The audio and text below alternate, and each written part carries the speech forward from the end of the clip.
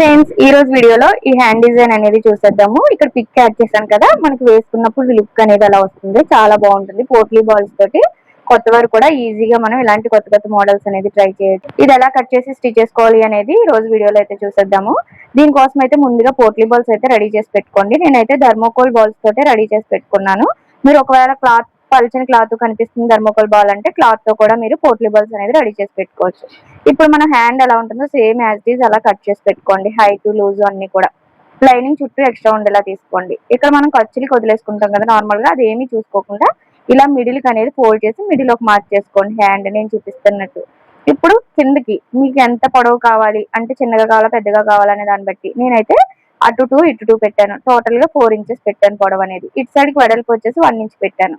మీకు ఇంకా వెడల్పుగా కావాలి అంటే 1.5 కూడా పెట్టుకోవచ్చు. ఇది టోటల్ గా హ్యాండ్ లావుని బట్టి ఉంటుంది. మనం పెద్దగా కావాలా చిన్న కావాలా అనే దాన్ని బట్టి కూడా ఉంటుంది. నేనైతే ఇలా తీసుకున్నాను. ఇప్పుడు ఇలా కట్ చేసుకోండి. మనం సేమ్ ఎలా మార్క్ చేసామో అలాగా. ఇప్పుడు మెయిన్ పీస్ రైట్ సైడ్ వైపున మనం ఇలా పెట్టేసుకుని దీనిపైన ఈ లోపల లైనింగ్ అనేది పెట్టేసుకోండి పై వైపున.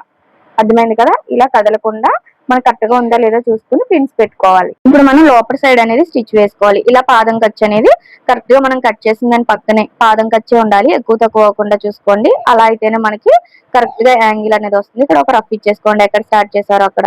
ఇలా కట్ చేసుకున్న తర్వాత లోపల క్లాత్ అనేది మనం చిన్నగా టక్ ఇచ్చుకొని ఇప్పుడు నీట్ గా కట్ చేసుకోవాలి. లైనింగ్ ఎక్కడ వరకు ఉందో అక్కడ వరకు ఇలా కట్ చేసేసుకోండి.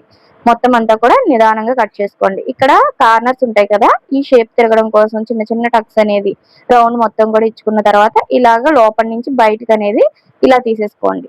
అర్థమైంది కదా? ఇలా తీసుకుని ఒకసారి రఫ్ చేసుకున్న ఐరన్ చేసుకున్న మనకి నీట్ గా వచ్చేస్తుంది. ఇక్కడ కార్నర్స్ లో లుగ్ రాకుండా ఉండాలి అంటే ఇలా ఒక్కసారి కింద నుంచి పైకి అన్నాము అంటే మనకి కరెక్ట్ గా సెట్ అయిపోతుంది.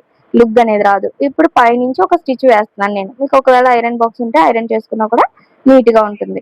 మళ్ళీ ఎలాగో మనం ఇక్కడ ఒక స్టిచ్ వేస్తాం కాబట్టి. అర్థమైంది కదా? నేనైతే స్టిచ్ వేసి చూపిస్తున్నాను. కరెక్ట్ గా చివరి కుట్టు వచ్చేలాగా చివరిని కుట్టుకోవాలి మనం. ఇలా రెడీ చేసి పెట్టుకున్న తర్వాత చుట్టూ మెయిన్ పీస్ ని లైనింగ్ ని పాదం ఖర్చు ఉండేలా జాయిన్ చేసి పెట్టుకోండి. మీరు ఒకవేళ స్టిచ్ వేయలేము అనుకుంటే గమ్ పెట్టి కూడా జాయిన్ చేసుకోవచ్చు. ఇలా మొత్తం రెడీ అయిపోయిన తర్వాత మనం లోపల జాయిన్ చేస్తాం కదా ఆపోజిట్ కలర్, మీరు బార్డర్ తీసుకున్నా ఏది తీసుకున్నా ఇలా లైనింగ్ మెయిన్ పీస్ తీసుకోండి. దీన్ని మిడిల్ కి ఫోల్డ్ చేసుకుని మిడిల్ కి అనేది కట్ చేసుకోవాలి. కరెక్ట్ గా మిడిల్ కి అనేది. ఇప్పుడు పోట్లీ బాల్స్ పెట్టడం కోసం మనం ఆల్రెడీ కట్ చేసిన పీస్ అనేది ఇలా పెట్టుకొని పైన చుట్టూ నేను చూపిస్తున్నట్టు ఒక 1/4 ఇంచ్ కానీ 1/2 ఇంచ్ కానీ ఎక్స్ట్రా ఉండేలాగా చూసుకోండి. మనం ఆల్రెడీ కట్ చేసిన పీస్ పెట్టాం కదా, అక్కడ కూడా ఒక్కొక్క మార్కింగ్ చేసుకోవాలి. కట్ మార్కింగ్ అనేది. ఇక్కడ నేను సింగిల్ పాదానికి 3-in-1 పాదాన్ని సెట్ చేసుకుంటున్నాను. నాది వచ్చి పెద్ద మెషిన్, దీనికి 3-in-1 పాదం ఉంది. దీన్ని సింగిల్ పాదాన్ని సెట్ చేసుకోవడం వల్ల మనకి పోట్లీ బాల్స్ అనేది చివరికే కుట్టుపడుతుంది. మీకు ఒకవేళ చిన్న మిషన్ అయినా కూడా 3-in-1 పాదాలు అవైలబుల్ గా ఉన్నాయి. నేను ఆల్రెడీ పోస్ట్ లో లింక్స్ ఇచ్చాను, చెక్ చేయండి. ఇప్పుడు మనం మార్కింగ్ చేసాం కదా, దానికంటే ఒక 1/4 ఇంచ్ కింద నుంచి ఇలా పోట్లీ బాల్స్ అన్ని కూడా ఒకదాని పక్కన ఒకటి పెట్టుకుంటూ ఇలా స్టిచ్ చేసుకోవాలి. చివరే కుట్టుపడాలి. ఒకవేళ మీరు గ్యాప్ ఇచ్చి పెట్టుకోవాలన్నా కూడా మీరు ఒకే గ్యాప్ ఇచ్చుకుంటూ కూడా ఇలా స్టిచ్ చేసుకోవచ్చు. ఇలా చివరి వరకు కుట్టుకున్న తర్వాత దీనిపైన మళ్ళీ ఈ క్లాత్ అనేది మంచి వైపు అనేది కరెక్ట్ గా పెట్టేసుకుని ఇలా రివర్స్ చేసుకున్న తర్వాత మనకు ఆల్రెడీ వేసిన స్టిచ్ కనిపిస్తుంది.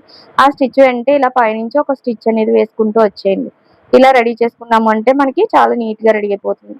ఇప్పుడు ఎక్స్ట్రా ఉన్న క్లాత్ మొత్తం కూడా ఇలా కట్ చేసేసుకోండి. దీన్ని ఇలా ఓపెన్ చేసుకున్న తర్వాత పైనుంచి ఇలా ఒక స్టిచ్ వేసుకోండి. ఇలా కరెక్ట్ గా పోట్లీ బాల్స్ కి చివరి కుట్టుపడేలాగా స్టిచ్ చేసుకోవడం వల్ల మనకి స్టిఫ్ గా ఉంటుంది, నీట్ గా ఉంటుంది.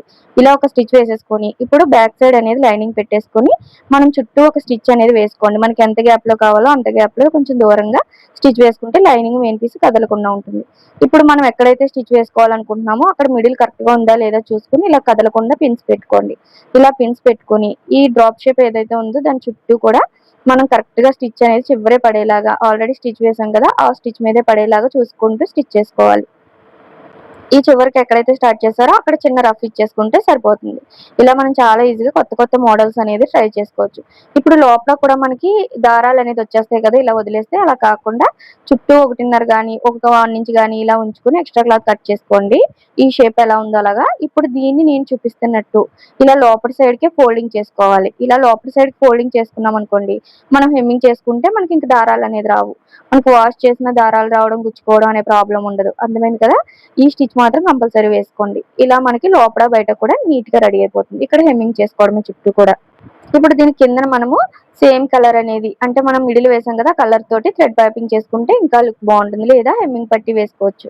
నేనైతే ఇక్కడ థ్రెడ్ పైపింగ్ చేశాను చూడండి, చాలా నీట్ గా వచ్చేసింది కదా. ఇలాంటి కొత్త కొత్త మోడల్స్ అనేది ట్రై చేయండి, కొత్త వరకు కూడా చాలా బాగుంటుంది, లేటెస్ట్ గా కూడా ఉంటుంది. మీకు ఎలా అనిపించిందో కామెంట్ చేయండి. వీడియో నచ్చితే మాత్రం ఒక లైక్ చేయండి, ఎవరికైనా యూజ్ అనిపిస్తుందన్న కూడా షేర్ చేయండి. మీరు ఒక లైక్ చేయడం వల్ల నాకు ఇంకా కొత్త కొత్త మోడల్స్ చూస్ చేయాలనిపిస్తుంది.